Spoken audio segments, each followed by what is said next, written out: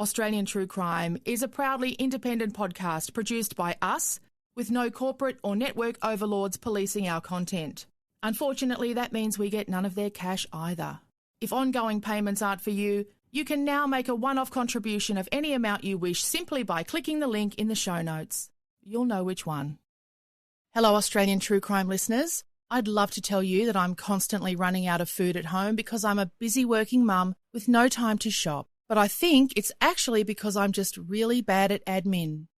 And it doesn't even really matter why it is. All that matters is that I do have to feed these children and pets, and I need milk for my coffee. Luckily, I found DoorDash, and they bring you snacks and drinks and household essentials, like to your house, in under 45 minutes. So I don't have to stop editing podcasts or drive to the shops or even put on pants. They bring cleaning supplies, pet food, even everything I need from the reject shop. And right now, our listeners, that's you, can get $10 off and zero delivery fees on their first order of $20 or more when you download the DoorDash app and enter the code OzTrueCrime. That's AUZ, by the way, OzTrueCrime, all one word. $10 off and zero delivery fees on your first order when you download the DoorDash app in the App Store and enter the code OzTrueCrime. One more time, AUZ, True Crime, for $10 off your first order with DoorDash. God bless those people. We acknowledge the traditional owners of the land on which this podcast is recorded. We pay our respects to their elders, past and present, and to Aboriginal elders emerging. But you look at these two parties now, and she is on the run with her children back in hiding, and they'll never have a normal life. Police who are involved, they've moved on with their life, they're getting promotions, there probably won't be any criminal investigations. And yes, they've apologised as a force, and they say it was, it was a systemic issue and there wasn't any individual officer at fault. It still seems inequitable.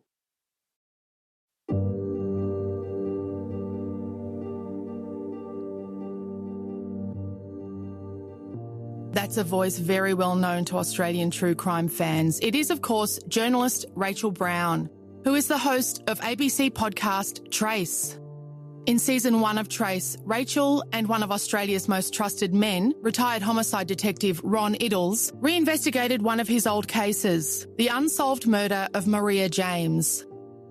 Maria was the single mother of two sons, one of whom was profoundly disabled. He disclosed to her that he was being sexually abused by the parish priest, and she planned to confront the man on the morning she was murdered. I won't spoil it for you in case you haven't heard it yet, but suffice to say that by the time Rachel and Ron were done, the Victorian coroner announced there was to be another inquest into the 38-year cold case of Maria James. After such a great outcome from that first series, Rachel Brown could have done just about anything with the second. The easiest thing in the world would have been for her to make another series about a cold case. She could have found another beautiful family. As we know, there are, unfortunately, lots of them in similar situations. And she could have looked like a hero, again. But that's not what she chose to do. Rachel Brown chose, instead, to help lawyer X, Nicola Gobbo, tell her story. And whatever you think about it, it's certainly a bold and exciting choice for a journalist to make at this moment in her career. The first person to ever accuse Nicola Gobbo publicly of informing on them to Victoria Police while also acting as their legal counsel was none other than disgraced former drug squad detective Paul Dale, who joined us earlier this year. You may or may not recall that Paul was charged by our friend Charlie Bazina for the murder of another police informant, Terry Hodson, in 2004. It was drug dealer Carl Williams who accused Paul Dale of asking him to help with the murder, and the key piece of evidence against Paul was a recording made by Nicola Gobbo of a conversation between the two of them in which he allegedly admitted to asking for Carl's help. So when Paul discovered that the recording existed, he accused Nicola of breaching their client-lawyer privilege. She argued that she'd only ever spoken to him as a friend. He and Vicky Petratus wrote about it in his memoir in 2013, but they had no idea at the time that they were so close to uncovering the Lawyer X scandal. Here's what Paul Dale had to say to us in March this year about his memories of that time. When I was originally arrested for the murder. I was remanded in custody. And then I can't remember how long it was. I think it was certainly in the next week or two. We're preparing for my bail application. Tony Hargraves, who's a very prominent criminal barrister who the Police Association use, and hence any serving police officers or police officers that have any issues also have to use him. Tony came and visited me out at the Acacia unit Barwon Prison. We're in an interview room, visitor's room type thing, and he tells me, well, I couldn't believe it. I'm like, well, at that stage, all I knew that she'd tape recorded me and made a statement. Look, yes, I knew her professionally, personally, and you were mates. Yeah, absolutely. And I've got to be mindful there, because they always try and use that fact that I knew her socially she was never providing him with any legal advice, and that's the thing they've had to run, the defence they've had to run all the time, because they knew if it got found out that she was giving information against her own clients, which now has been found out, but back then, clearly they had a real major issue, because they had her informing for some years, which, yes, as you said, I had no idea about that. But so to find out, Nicola Gobbo, this was the most high-profile criminal barrister in our state at that time. You did not pick up a paper or watch the news without seeing Nicola Gobbo representing Tony Mockbell, Carl Williams, or any number of high-profile criminals coming in and out of the Supreme Court or the courts. She was known by us at the Drug Squad to be the person to go to get you bail. And that's why you went to her? And that's why I went to her from the very start. You weren't directed to her? No. By anyone? No. You just went to her? From the very first time I was arrested back in the Dublin Street thing, and I was read my rights, and we got back to the Ethical Standards Department, and it became quite clear to me through the interview that, hang on a minute, there's more to this. It came clear that Hodgson has made allegations and whatnot, and I thought, no, well, actually, I think I do need to speak to a lawyer. Nicola Gobbo was the person I called, and then she attended upon me at the bail, down in the cells, and continued to assist me over the next number of years. Clearly, unbeknownst to me, she was a police informer, and unbeknownst to all her clients at the time. See, that's the moment I would have thought this is something huge going on here. Look, I went tingly actually when you said it, and I know my voice has probably changed because the hairs do go up in the back of my neck, because it's at a time when you're at your lowest mentally. I've been completely isolated. I've been picked out of the APCO service station, which I operated and ran as my own business for a number of years at that stage. I've got my child and my wife back there. I'm there at work early in the morning. 20 police cars turn up after they flew in a helicopter up there, because this is how important it was to arrest Paul Dale in dramatic scenes, and go from there straight from being remanded there straight down to Barwon Prison, straight into this isolation unit. There I am in a bright red jumpsuit, all zipped up, shackled, and placed in this tiny little 2.5 by 2.5 metre cell, and left there for 6 weeks. Now, Tony came and see me within about the 2 weeks, and we were going to make a bail application, and that's when he told me about Nicola Gobbo. I guess the full story doesn't come out for some time, obviously, but it was incredible, and all I did was, I remember standing up off the chair and walking around, and Tony sitting there, and because no one could actually physically get near me other than a lawyer back then. Mind you, she'd visited me in jail as well. No way. Yeah, so she'd visited me when I was first remanded back in 02, 03, whatever that was. She visited upon me as my lawyer, and I gave her a number of documents that I'd been sitting in my isolation unit at Port Phillip, and I'd been given access to a pen and paper. And so I was making all these notes in regards to, Hodgson, Michel, the Operation Gallop, and all the things that, that I say, well, these go to show that I couldn't possibly be involved in that. I gave that all to her. She took it straight to her police handlers and gave it to them. Now, if that's not legally professional privilege breach, there's no clearer. She signs in as a lawyer. She comes and visits me as a lawyer. Nicola Gobbo offered to act for me in a pro bono sense, and that's, a lot of people ask me, why would a high-profile criminal barrister ever do it for free? Well, she did it for a lot of people for free, believe it or not. She was really trying to be the person in the scene, and so and my case was quite high-profile as well, even back then. She wanted to be the person to be seen doing all these high-profile matters. That's the way I saw it. Now I look back, now I know she was targeted. She was told.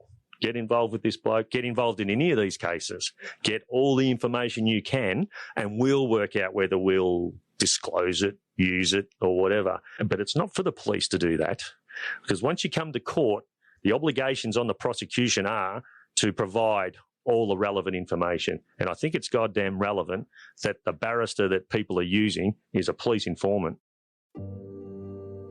This is Australian True Crime with Michelle Laurie and Emily Webb. Come with us as we go beyond the news cycle to find out how people become killers, how people become victims, and what happens next. Thanks to the Geelong Regional Library Corporation, I had the opportunity to talk to both Vicky Petratus and Rachel Brown a couple of nights ago about the two subjects of their latest work. In Rachel's case, it's Series 2 of her podcast Trace, The Informer. And in Vicky's case, it's an updated re-release of Paul Dale's memoir, Cops, Drugs, Lawyer X and Me. Now, Vicky and Rachel are anything but disgraced. In fact, they're both quite famously scrupulous and meticulously professional operators. So I had to start by asking them what attracted them to these two characters, who most people are happy to write off as inveterate liars and narcissists. So the word disgrace that you just attached to Paul Dale, and everyone listening will understand if you're a lover of words and books and stories and storytelling, words hold a lot of power and can do a lot of damage. And as Paul Dale would argue, the fact that that disgrace got attached to him will haunt him for the rest of his life. I was interested in Nicola Goggo because I felt like, this is before I reached out to her to be involved in the second podcast, that she had become almost a caricature. That she wasn't a real person. We heard she was a slut, a narcissist, a treacherous bitch. You know, she snorted cocaine with her clients. She slept with cops. And all these words and these ideas were attached to her. But I was interested. I'm like, oh, we've never heard from her. You know, I wonder how she would respond to this. And I don't know whether that was me as a journalist or me as a woman or me as someone interested in the gangland era. And I was fascinated by why. And that was the first question on the TV interview that ran in December. Why would someone who she was on track to be a QC for an SE, why would someone gamble that, their livelihood and their life potentially taking on these dangerous criminals? So I wanted to hear it from her. And I think that that's really important. And there'd be a lot of people that I think might be critical of me. And I have read some reviews saying that, you know, I've let the podcast lets her play the victim. I was interested in hearing her story because we hadn't heard her story yet before the ABC got her. So the podcast pretty much does what it says on the tin, that it's her story in her words. But we also obviously tried to round that out with people who have spoken against her.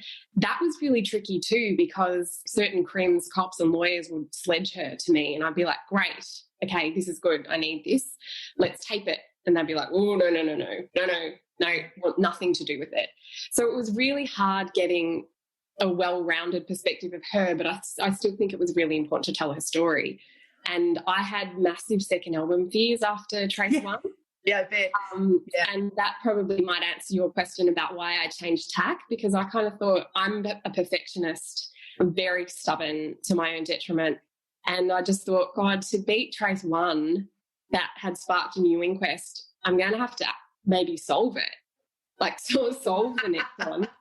And I didn't really want to go in after being exhausted after Trace 1 with that kind of pressure on my shoulders. So it was a mixture of those two things marinating me, thinking, well, how do I raise the bar? And so I thought maybe it's better that I change tack, kind of like what Serial did. And I changed tack to this because I thought, you know what, Maria James was an easy woman to like. Yes. Obviously, you know, everyone was sympathetic to that. So this was more of a challenge for me as a journalist, not because I wanted people to like Nicola Goggo, definitely not. She did a lot of things. She's to blame for a lot of things, undeniably. But I wanted listeners to see the person behind the punchline. Rachel, I must admit that the first couple of episodes, I was getting wild. I was wild. I was saying to myself, what is Rachel doing? Why are you letting this woman just talk her crap? Because by that stage, I was firmly in the camp of everything that comes out of her mouth is rot. She's a liar. But then I started thinking later along the lines of what you're saying tonight, that, well, hang on, there's actually plenty of people presenting that story. And what I've never actually heard is Nicola's version of all of these events, her story. I'm also intrigued by the fact that I know the two of you have had a great relationship for a long time. You are friends and you've respected each other's work for a long time and you've supported each other for a long time. Vicky, you've been really passionate in presenting Paul Dale's version of events, who's another person who most people say, don't listen to a word that comes out of his mouth. He's full of it. Yeah, I think Rach and I have known each other for a long time, and I don't think, Rach, you knew that I ghost wrote the first book, did you? Because I remember it didn't seem like that long ago that you rang and go, did you ghost write that book? Yeah. And I thought it was really important for the first book to, it was in his words, and I thought that he needed to have that book for him. And all along, I think, for me, it was never about these salacious details. And I was really careful in the book and in my own research that I didn't ever want it to be about whether they had an affair. And I think this is because it doesn't really, it wasn't relevant. And I think even just I was watching again that Sky special on her, and you've got all these men talking about her, and she's the, I think they called her the puppeteer.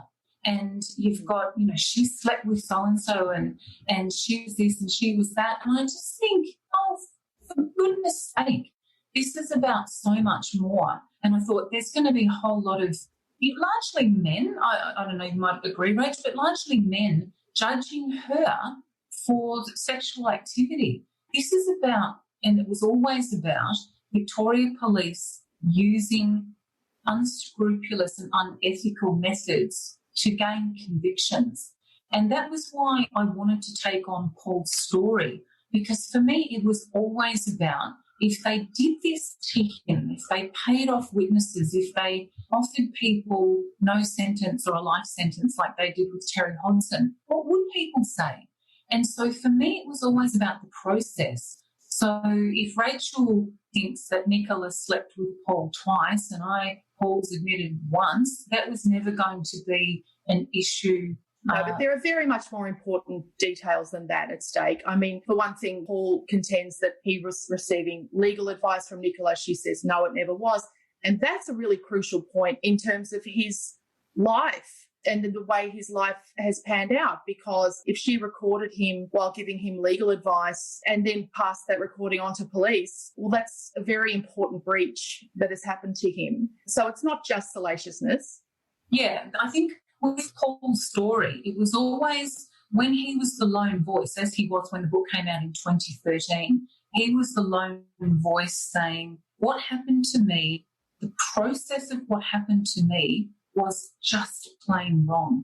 And when Lawyer X came out, I think when it became such a much, much bigger story affecting so many people, I said to Paul, I think now your story has a context. And at that point, you were the lone voice saying this isn't fair and it's not right the way Victoria Police acted. And then all of a sudden, he was one of many saying the same thing. So for me, that's what it was about. That's always been at the core of this story, is that if we live in a system that is supposed to be as fair as it can be and just, and what I saw happen to him, and that book was never written about, it wasn't him saying to me, and this is what happened. He came to me right at the start and he had a ute full of boxes and he just said, you read it and you decide, you tell me what you think. And the minute you start reading it, I think I sat there going, oh, my God, no, they couldn't have done that.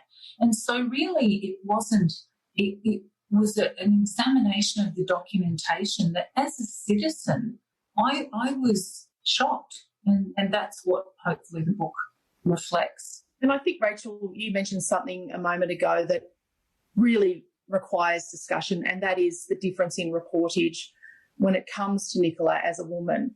And just in researching for this conversation, I found a report in the Herald Sun from earlier this year in which there's an issue in the Paul Dale story about a burner phone. And I won't go into why it's important because it's very complicated. But, you know, a burner phone, of course, is a phone that we have that isn't attached to our names that we can use for various purposes. Now, some people believe that that was attached to a murder, actually. But Paul Dale says, oh, no. I had a burner phone so that I could have affairs with police women. That's his sort of alibi for having the burner phone. And I've only ever heard that story once. And I had to go digging for that story and read it once. Nicola, on the other hand, has this constant narrative, doesn't she, about her sex life. And as you said earlier, about she's a slut. She had an affair with this one, with that one, and it went for this long and it was this many times. And let's talk about that, about the difference in reportage and the effect that it has. Yeah, I noticed that a lot, but I didn't want to be, I did worry about taking this on because, and some people have actually said that in reviews, that of course, you know, you defend her because you're a female journalist at the ABC. And I find that really offensive. I'm not an apologist for Nicola Gobbo. I think she stuffed up. I think she had exits and she didn't take them, you know, and I'm sorry to be crass, but I'm not going to defend a person just because I'm a woman and she's a woman, so therefore I'll jump to her defence. But we can't ignore that either. That disparity is extraordinary, and you cannot read a story about her without reference to her sex life. And I did a count, and in the early days when all this stuff about her sleeping with cops, I counted 5 cops in the space of 8 years. So it's hardly a deluge. Yeah. And cops that have got in the witness stand, I know for a fact, have had affairs, you know, with other lawyers or journalists, and that was never brought up. So there is an imbalance there.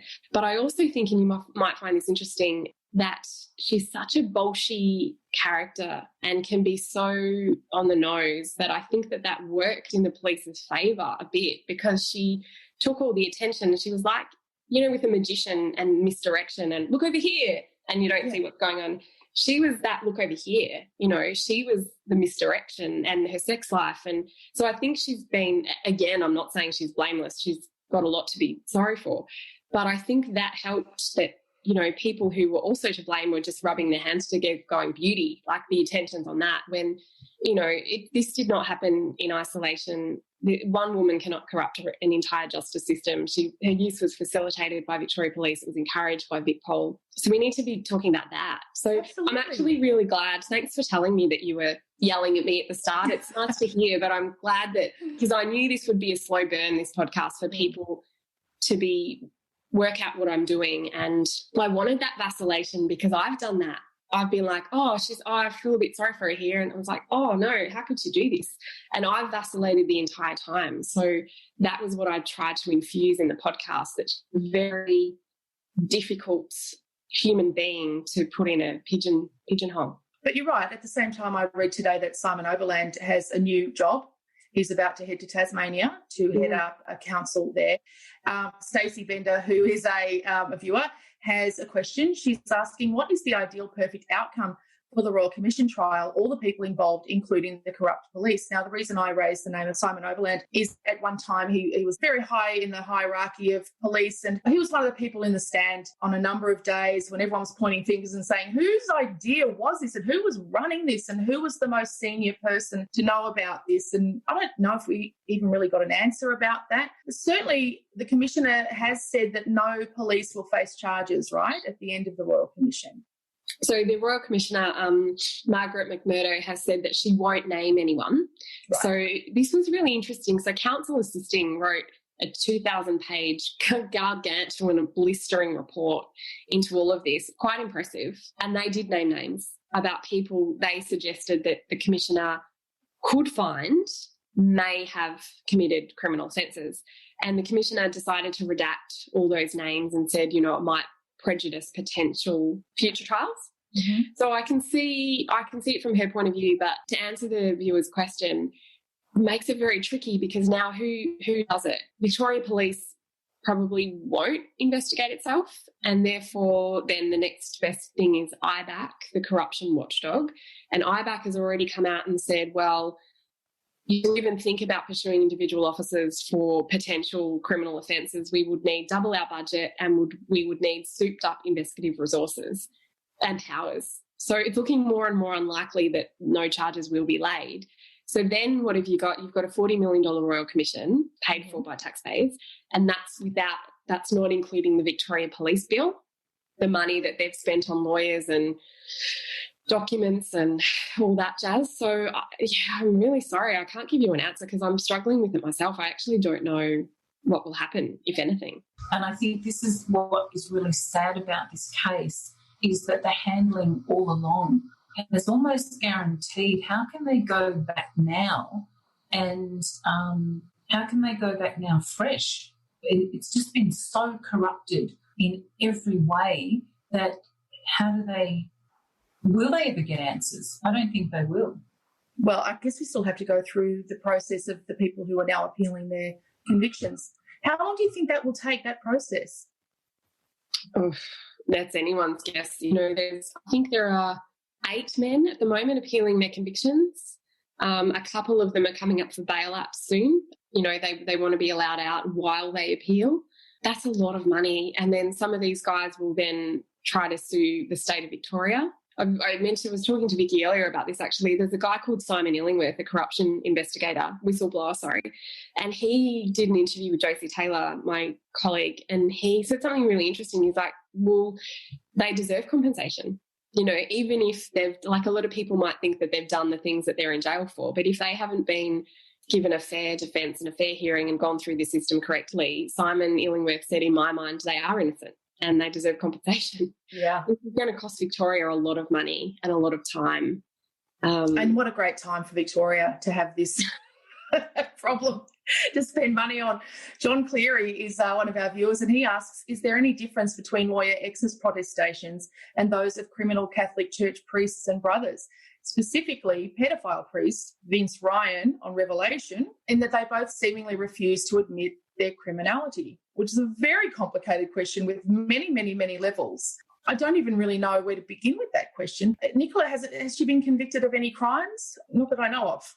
It's again, I think if you put that question, if you say Nicola Gobbo is in the same category as a pedophile or a pedophile denier, I think again that, and Rachel knows more about this than me because you sat there for the Royal Commission for that year, but I think when you've got so many people all acting outside of the law for their noble corruption or however they wanted to justify it, and I think then to say it's all Nicola, I think is underestimating the breadth of this. And I think that Nicola needs to stand alongside all those senior police officers that were there all the time, all along, having weekly meetings about this. And again, Rach, you hit the nail on the head when you said they're all getting promoted. And where's she? Well, not only that, I firmly believe that at least one senior homicide detective ultimately left Victoria Police because she believed that he knew that she was informing, and he didn't. But I believe that she was rattled and that she orchestrated or certainly was part of orchestrating his leaving. So not only were other police being promoted, but great cops were leaving because of this shenanigans, because they weren't in the tent. They didn't know what was going on, and so they weren't included, and they ultimately left. That is another sad thing, that a lot of them are so bitter. Yes. Some of the most blistering statements at the Royal Commission that I've read are from Saul Solomon and Cam Davey, two lead investigators on Petra. Saul Solomon is still serving, so for him to have written that statement while still serving, I was kind of in awe, actually, that he was brave enough to do that. But Cam Davey, I think, is now with Buyback, I think. But he wrote an equally blistering statement basically saying that Victoria Police, in trying to hide its use of Nicola Gobbo, effectively nobbled the Hodson murder investigation and nobbled any chance that those Hodson kids will have of justice. And that's one of the most powerful lines of the Royal Commission in my book. Yeah. You can see former homicide detective Charlie Bazina in our next live stream event on Saturday, October 10 from 7 p.m. For tickets, you'll find a link on our Facebook page, on our website, australiantruecrimepodcast.com, and at nottoodeep.com.au. Thank you so much to our patrons, and hello to all of our new patrons who've saved 10% by taking out an annual subscription. Thank you, Taylor O'Brien, Charmy Zielinski, Shillian Tierney and Melissa Pepper. Coming up on Australian True Crime, Rachel tells us more about her long days in the press gallery at the recent Royal Commission into the handling of police informants. It's brought about a very dark period for the Victorian organisation. Where to do you think from here for Victoria Police? It's been a really bruising affair for them, hasn't it? And that's a real shame for them. And I know they have a new commissioner, but it's going to be a very difficult road back. It's a really, really tough one because I've got mates who are cops, some who worked in that era. And Josie, there was a line in the last episode when I was chatting to my colleague Josie, and she's right. She said a lot of them genuinely thought they would, and still think they were doing the right thing. They thought they were trying to solve crime. Nicola thought she was helping. I know this sounds bizarre, and I'm not an apologist for her, but I do think they all genuinely believed that they were doing the right thing. But you look at these two parties now, and Nicola Gobbo is on the run with her children back in hiding, and they'll never have a normal life. And that's her fate, and that's her price. And for the record, I don't know where in the world she is, and neither does her lawyer. But police who are involved, as Vicky mentioned, they've moved on with their life, they're getting promotions, there probably won't be any criminal investigations. It still seems inequitable. And yes, they've apologised as a force, and they say it was a systemic issue and there wasn't any individual officer at fault. And they also say procedures have changed and this could never happen again. I really struggle with that because we just have to take its word, right? Like there could be other lawyers that are informers that we'll never know about who have their own particular set of, like it will be a completely different story. Like one woman, so much money is being spent on a Royal Commission on one woman when every informer has a different set of procedures that cops are following. Well, am I the only person who feels like I feel like I keep reading and hearing hints that she's not the only one? When I interviewed her, she said she knew of two others. So are we going to have a Royal Commission into both of them? Can I play devil's advocate, as I generally do in this conversation, and try and really, really take us all back to that time and place, though? Because I do think that with this space, we tend to forget as a community how intense that time was and how frightening that time was. And particularly when we reached that point when Jason Moran was shot dead in Tarago at Auskick in front of not only his children but hundreds of other children and families. The pressure that was on Victoria Police and on the state government to make this stop. There's part of me that can understand the ends justifies the means mentality. Oh, totally. It's so easy for me to judge. I completely, put my hand up to that.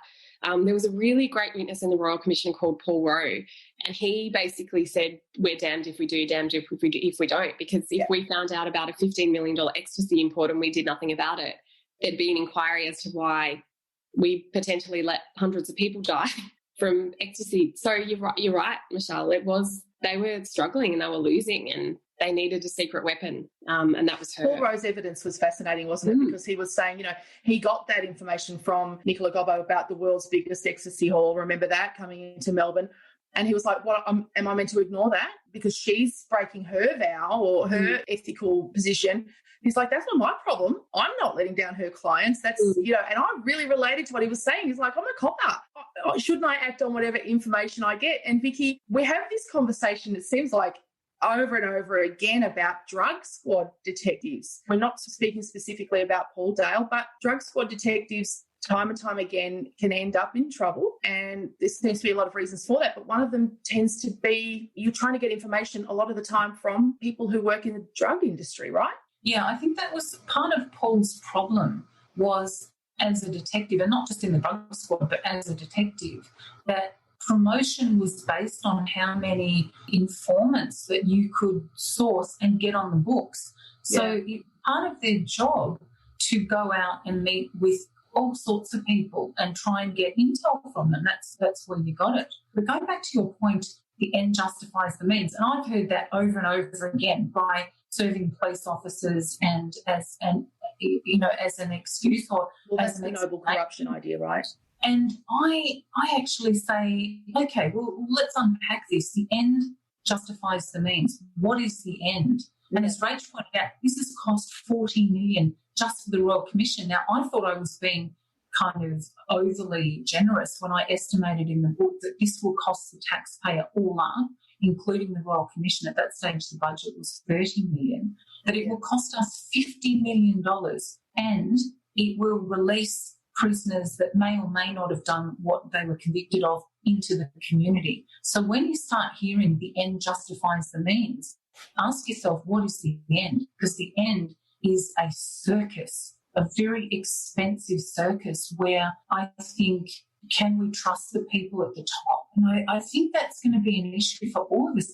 Can you trust Victoria Police? And I've got friends that are in the police force too, and they are amazing people. But is there an argument, Vicky, is there an argument that we've almost overshot the runway, that the end could have been effectively the end of the gang war? We could have left it at that, essentially, and nobody needed to know all of this stuff was the back end of how that happened. And the people who are in jail, can't they be there? Weren't they bad people doing bad things? But we don't know, and we have these processes. Don't we? Like when Margaret McMurdo opened the Royal Commission, and she said a few really, really good things. One, she said when people can consult a lawyer, whether they pay, whether as a friend, and I thought that's specifically for including Paul. But, she talks about we have these processes for a reason because they have been judged the fairest and tested year after year. And it is up to no one to come along and say, well, a lawyer isn't supposed to dog on her clients, but the end justifies the means. And it's like you can't, you've got to get them fair and square or not at all. And I think we've all had convictions where, the public, not knowing half the information, has gone, oh, that's a bad conviction and he was definitely guilty. But it's like we have these processes. If they are elastic, then everyone's in danger. And I know, Rachel, that your last episode of the podcast and wondering whether or not police could bug a phone without a proper warrant or whether they could spy on. I certainly had times when I was working on Paul Dale's book where I heard really strange clickings on my phone. I had some really weird experiences where my sister, who was living with us at the time, she thought she heard us come home from work and called out, and then she heard the door downstairs close. And I don't know what was happening, but would it surprise me if I was under surveillance? Not at all. And I think that, can they overstep marks? Could they bug my phone? I'm the most boring person ever, and they wouldn't get anything, but did they? And I think we need to trust in our police force. And at the moment, I think working on this story really rattled my trust. And I've been writing positive police stories for 25 years about all the wonderful work that they do, but this is not one of them. No, well, you can both attest to the fact that through this process, we've discovered that to protect the secret of Nicola Gobbo being an informant, a lot of things were done that we would never have believed would have been done. Things happened that we would never have believed, right? What's shocked you, Rachel? What's left you shook? What we were just talking about, actually, I was just trying to find a note in my little notepad, and I found it, and I made a note to myself, and Vicky was touching on this then. It's easy for us as a society to look at it and say, well, they're gangland, they're thugs, it's no big deal. But the minute you accept that blurs the line for everyone else. Mm-hmm. It robs the Hodson kids of justice for their family. And that is the worry, that in their desperation that police possibly started behaving like the people that they're trying to stop. So once we start accepting that blurred lines, as Vicky said, it has trickle-down effects for society. And yes, some of those people might deserve to be in jail, but we need to play by our system, right? That's our rule of democracy. That's our fundamental tenet, that everyone deserves the right to a fair trial. And I don't think you can mess with that. And I'm pretty unapologetic about that. And some of these guys were very dangerous criminals, but yeah, you just can't mess with the start, because it's then what about if you're charged with a crime, Michelle, and cops bend the rule a little bit, then it's like boiling a frog. You just get that death by degrees. Oh, absolutely. I mean, I know there are plenty of people who think I'm a bad person, but there are plenty of people who think I'm not. So it's like, who is the judge? It just depends on who you get on the day, doesn't it? So that's why we need actual written down laws, not just a person who gets to reckon it. Jodie Skinner would like to know, Rachel, if you've heard from Nicola during the process. No, you don't know if she's listening or you haven't heard any feedback. No, so as I said in the podcast, the last time I heard from her, the last time she called me was around the time that's in the last episode when she was going through customs when she came back into Australia in Brisbane. And then the eerie time, the potential phone interception in her lawyer's office, that was early this year. And so that was, I thought, well, great, I can put some questions to her lawyer and fill in some gaps. So no, not since then. And that was very strange. The phone line cut out. And then her lawyer, Tim Tobin, went across to check if she'd emailed him to say, oh, my phone's died or something like that. And there was an email from her saying, I think they know who you have there, as in me and Josie in his chambers. That freaked me out. You were asking me if anything, that really, not to be melodramatic, but that gave me chills. And then his computer died. It just crashed. Went back to factory settings, choose your language, Spanish, Italian. His PA said she'd never seen anything like it before. It was asking for his office database codes. And this is a Vic Bar computer. So that was really worrying. And I walked away and I thought, have I been doing this for too long? Am I paranoid? Am I jumping to conclusions? And this is exactly what the Royal Commission was about, police interfering in that sacred lawyer-client communication. So I went home and I thought, no, it just must be a terrible coincidence. But Tim Tobin reached out to his IT technician who said that it looked like his computer had been accessed and shut down remotely. Oh. And that to me I found that quite chilling. So I didn't get to put any questions to her that day, and that was earlier this year. Tim Tobin reached out to Victoria Police and said, have you been interfering with my communications? And to give them a right of reply, he called him back and said, no, it wasn't us. We can't do anything like that. So that day is still a mystery to me. John Cleary, who is watching, says the just a few bad eggs excuse offered time and time again in every failure of governance, banking, aged care, to cover rotten culture which survives despite royal commissions and the halo effect being removed temporarily. Now, I think what he's getting at there, and correct me if I'm wrong, John, but I think maybe is the idea that the royal commissions give the impression that they've had a big broom and swept away the bad eggs, but then it doesn't feel like there's some firm closure to come out of these things sometimes. You've both sort of commented on that. This was the first time we had a scandal. I think we were always a bit smug in Victoria because New South Wales seemed to have so many different scandals, and we had our window shutters. Remember that? Operation Bart, and people were, claiming kickbacks from broken windows or something like that. And it was like, gee, if that's the worst Victoria Police can do compared to what other people could do. And I think when this hit, it wasn't a couple of bad eggs in a police station, or it wasn't a particular CIB or the drug squad. This came from the very top, the highest office in the police force.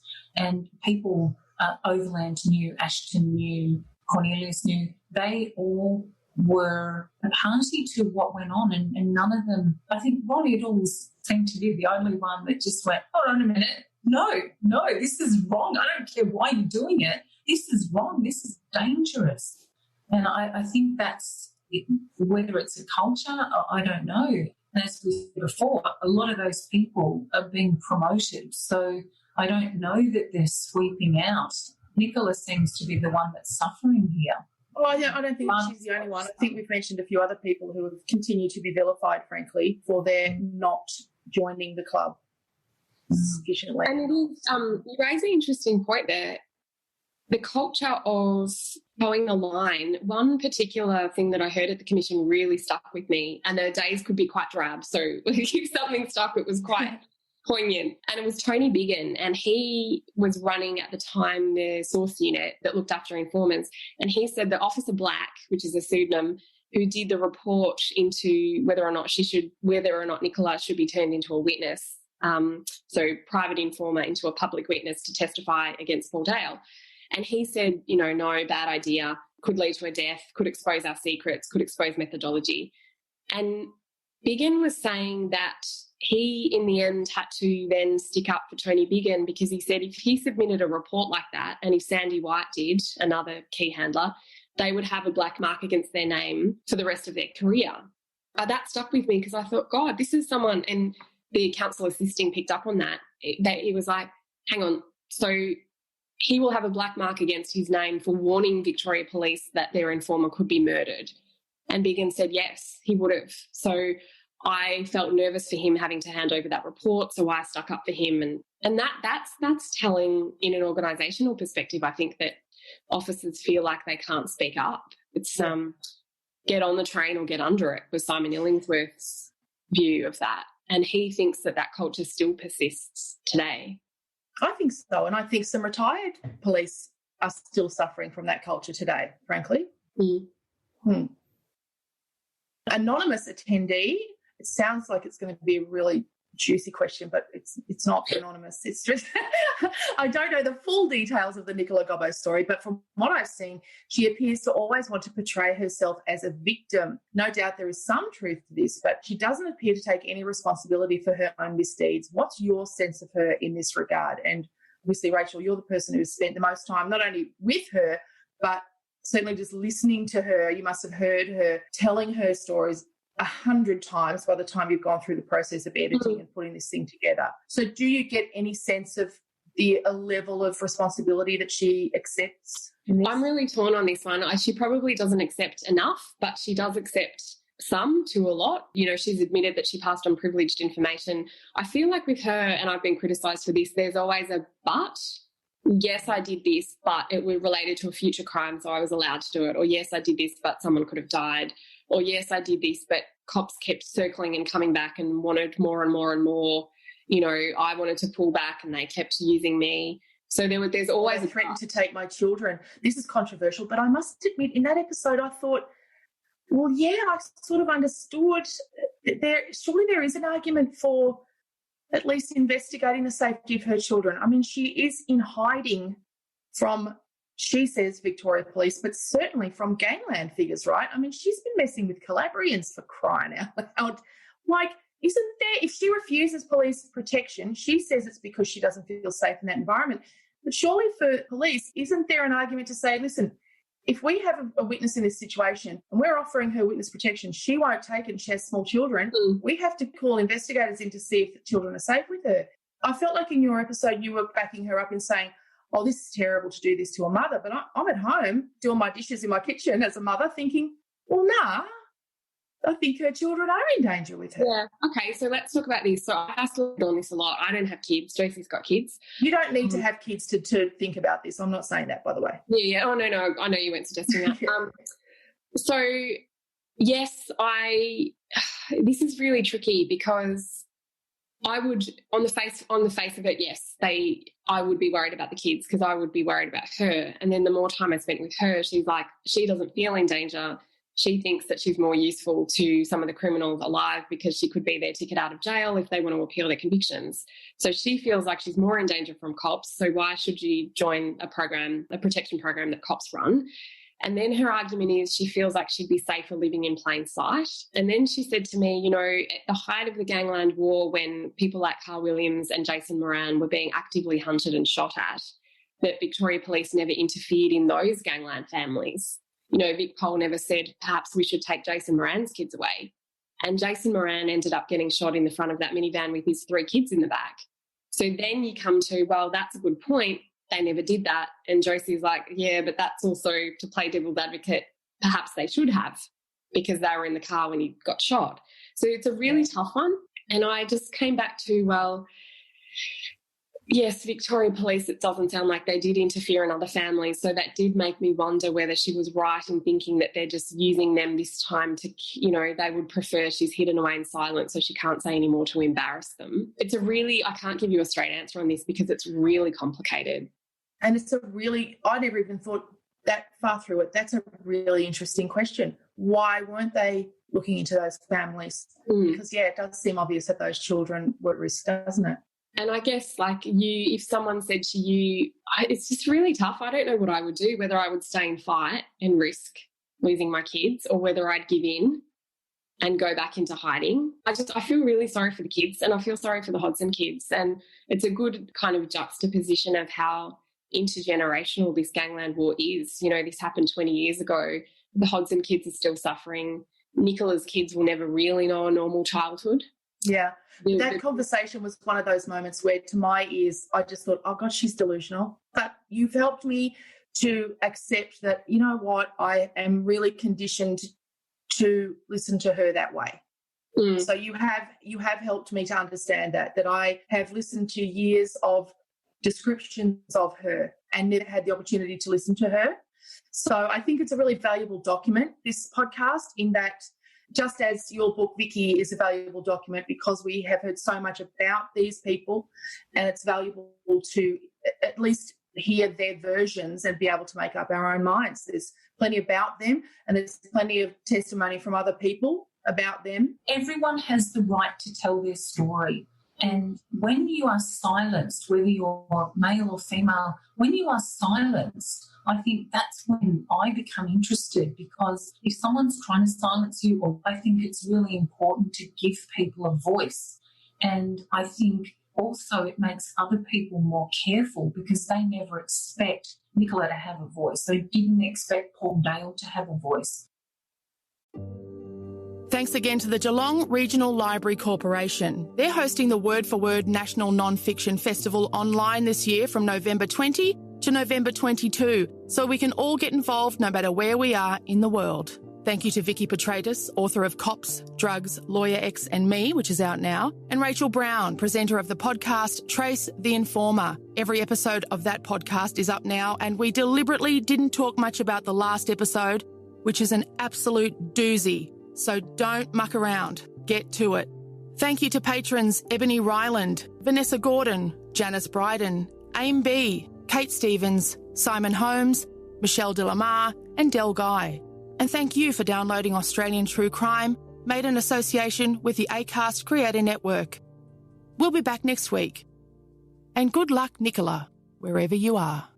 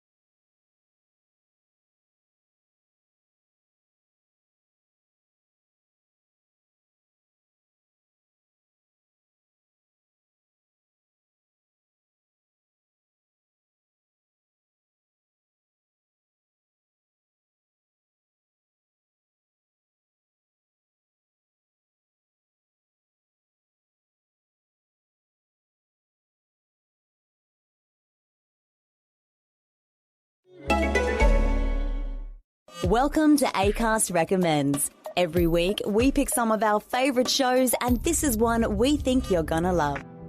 The Daily Oz is a news podcast for young people, by young people. We were always the friends who got asked to explain the news, and 3 years later, we bring accessible, bite-sized news to over 75,000 Instagram followers each day. Now, we're delivering the news to your headphones. I'm Sam, and I'm 26. And I'm Zara, I'm 24, and we're here to make sure you're informed before you finish your morning coffee. We speak your language and we know what matters to you. The experience of getting your head around the news should be as easy as Facebook and Netflix. We're here to provide that. Join us every weekday wherever you get your podcasts and follow us on Instagram at The Daily Oz. Subscribe to this show and hundreds more now via Acast or wherever you get your podcasts.